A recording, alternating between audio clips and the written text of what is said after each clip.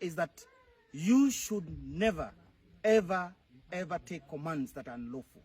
And in any case, if there is any officer, like you've seen, we are in conjunction right now. We are collaborating with Cop Shakul. We are collaborating with Abande Kimanthi in a manner that any officer that will be dismissed from service due to circumstances of following or not following unlawful command, therefore, we are going to embrace them as a community, and we are going to reinstate them in the next year as we conduct our election. So, ladies and gentlemen, our officers in uniform, because you're not the enemy. The civilian and the citizen of this country, we have talked to them and we are telling them the police and the uniform people are not your enemy. Your enemy are those people who are in power, looting and fighting, making sure that we keep fighting so that they continue looting, they continue violating the rule of the law. So therefore, don't be intimidated by any command. If the command violates the Constitution, don't do it.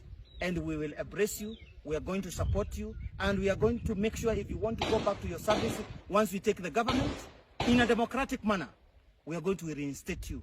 And in any case, for the leaders who are just threatening Kenyans and telling them that they are going to steal elections or they are going to take the power by force, I want to remind them, I'm a special force trained soldier. I'm a National Intelligence Service trained soldier. What I can tell you, don't dare that route, because we know it the best. Thank you very much. Is that even if a police officer is sent today to come and arrest me and to take me, trust me, they would think twice. Guys, you've listened to this former soldier explain that police officers, they can defy orders from the above. I don't know how those orders are given, but when you tell the officer that you are going to embrace them, I think this could be something. Haiti started something like this, where inciting police officers, because if you tell police officers if they are going to be dismissed for following orders, for doing I don't know what, you're going to embrace them.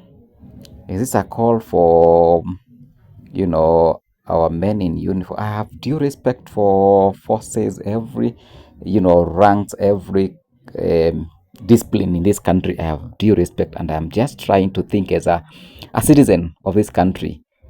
When you listen to this conversation, when you listen keenly, guys, what do you think? Am I the only one who is overthinking that when you tell police officers that or people in uniform that if you defy orders, like for instance, if you defy orders, that is the word that he used. If you defy the orders, we are going to embrace you. What does that mean? Literally, what does that mean? Does it mean that it's like now a way of recruiting people to defy orders from their bosses so that they can join this group? Before we let this country go to the dogs and we lose it, we need to think carefully. The excitement about social media, the excitement about all these things that people think are fashionable, we need to really think before we can lose our country, because it is very delicate that we go this way. The kind of path that we have started following as a country, well, we're supposed to raise our voices when things are not going well, but we need to be very careful. For those who are there in 207, 208, if you saw what happened, it is very important we think carefully. We should not let our country go to this side that hate is going. Right now, we have our men and women in uniform in Haiti trying to restore order. And I think they watched as their country go to the dogs, and the excitement that these things are, we can do this, we can do that. We need to be very careful. We need to exercise caution when it comes to matters leadership. Okay, it's okay to say things are not going well. Yeah, the kind of corruption that is happening in this country should not be condoned. But you know, when you dress like this and you're telling citizens that, or you're telling the men in uniform that we are going to take, I think, is it another way that we are kind of trying to go the Ibrahim Traore way? Yeah, but I don't know. Do you think, guys, this guy is a future? And you know the reason why he's gonna be having a lot of trouble is because you know, you threaten the political class, and these are the guys who have the power. You know, the people have the power. It's said that they are the people are the ones that have power. But if you guys don't have money, and these guys are the ones who have money, they are the ones who have control, it's gonna be hard for you guys to remove them. But anyway, this is crazy. It's a story that I've seen trending online, and I thought probably just give my own view. This is precisely my own views. It is not the view of any other person.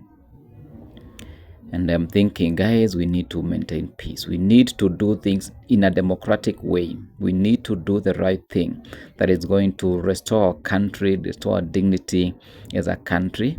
But let's not destroy our country. Let's not use the excitement of social media, because I think people are now using social media, you know, using the Gen Z protest to just kind of use this wave to create chaos, because this is a recipe for chaos, and it's gonna be not that good if we go this direction. Because now if we dress like this, it's kind of threatening our peace and stability. And you know, the peace that Kenya enjoys is not... Identify yourself. They want to arrest me. I'm here in Kawalokot. So this is another arrest of I think part of this group, because there were 3. Yeah, so I was saying that the peace that we enjoy as a country should not be taken as a granted.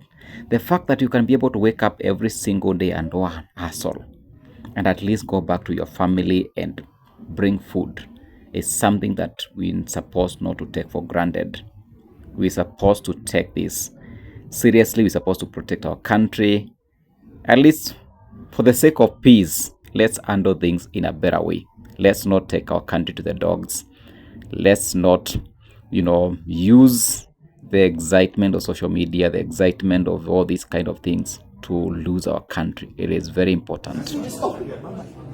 Na kama nitaweza kuongea vizuri na nitaweza kuuliza mbunge Babu Wino to take this motion to parliament, we need to revise the provision of terrorism in this country, because what we are pushing here is terrorism. I have done international counter-terrorism in Egypt myself. We were never taught to deal with young kids. We were trained to deal with very elite and very legal terrorism. So, ladies and gentlemen, I'm very happy.